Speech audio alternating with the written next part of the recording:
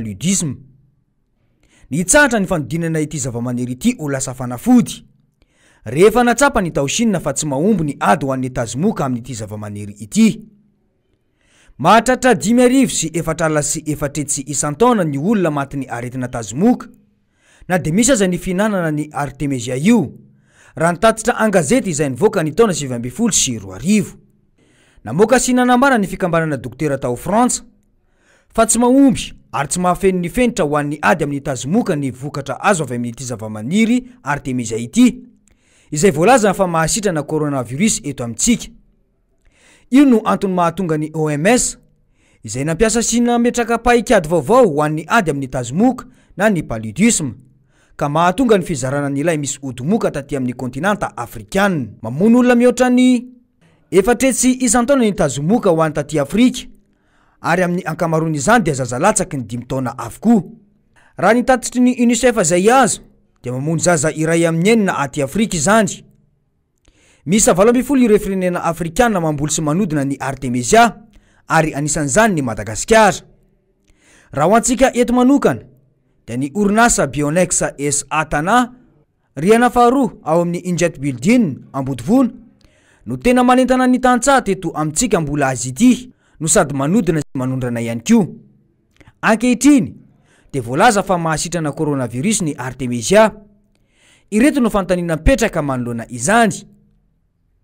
Voalohany, maninona no tsy nampiasa ity zavamaniry ity Chine, izay isan'ny lasibatra sy nahitana voalohany ity aretina ity, kanefa efa hita tany nandritra ny 2 taona ny Artemisia. Ny faharoa, raha toka misy zaza tsy mazaka ilay fanafody toy ny allergie, inona no andraikitra ho raisy ny fanjakana? Ity ny lasoratra an-gazety izay nivoaka ny 17 ny volana Aprily taona 2012 teo. Voalaza eto fa misy fiantraikany ratsy amin'ny toe-pahasalamana na ilay antsoina hoe effet secondaire ny fampiasana fotsiny ny vokatra azo avy amin'ity Artemisia ity, raha toka tsy misy ny fanafody hafa miaraka aminy afaka misoroka izany. Na namafy fanambarana io ny OMS na ny fikambanana iraisam-pirenena momba ny fahasalamana.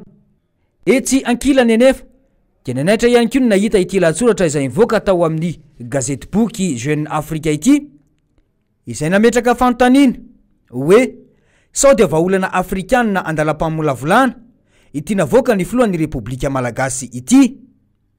Tsaratrany mantsy ny mampatsiahy fa firenena 20 aty Afrika no namboly io Artemisia io. Betsaka ireo fanehoan-kevitra niseho tao anatin'ny tambazotra serasera taorian'ny fanambarana izay nataon'ny filohan'ny Repoblika iny.